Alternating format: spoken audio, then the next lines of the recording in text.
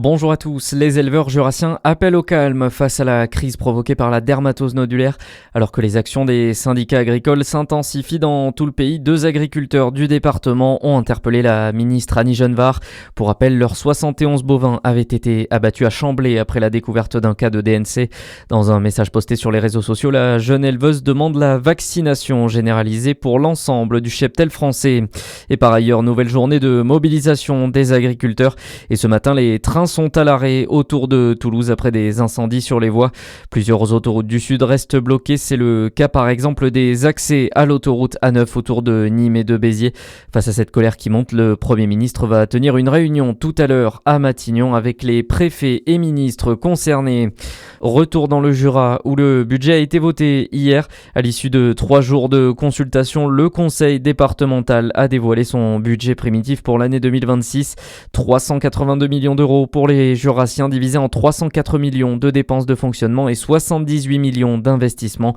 Le département qui prévoit d'investir majoritairement dans des travaux de voirie à hauteur de 22,5 millions d'euros. Un médecin soupçonné de harcèlement sexuel en Côte d'Or. Le procès d'un médecin généraliste des hospices civils de Beaune s'ouvrait ce matin devant le tribunal correctionnel de Dijon. Il est accusé d'avoir tenu des propos et comportements à connotation sexuelle par 7 plaignantes. Elles sont pour la plupart des professionnels de santé. Les faits se seraient déroulés entre 2018 et 2020. Dans le reste de l'actualité, Emmanuel Macron en déplacement à Marseille aujourd'hui. Le chef de l'État vient présenter le premier bilan du plan Marseille en grand lancé en 2021.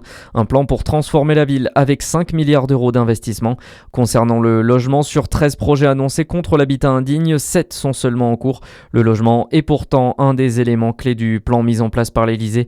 Il y a urgence pour la présidente de l'association Marseille en colère, Kautar Ben Mohamed. La problématique du logement indigne, du logement en péril, est souvent liée à toutes sortes de misères et de violences au pluriel que subissent les habitants. Et dans ces violences, il y a aussi celles qui malheureusement défient la chronique très régulièrement avec tous ces enfants qui s'entretuent dans notre ville. Nous devons aussi ces défaillances aux ministres ou secrétaires d'État qui défilent et qui sont chargés normalement de s'occuper de la politique de la ville, qui est un plan global qui englobe le logement, l'éducation, le sport, la culture, la santé pour faire de la prévention auprès de cette jeunesse. Il n'y a pas qu'un problème d'indignité structurelle, il y a la superposition de tellement de difficultés, de tellement de violence et de misère au pluriel. Au-delà de leur vie qui s'effondre, c'est aussi leur logement qui s'effondre. Et lors de sa visite, le président de la République inaugurera notamment un commissariat des 13e et 14e arrondissements de Marseille, quartier où sévit la guerre des gangs.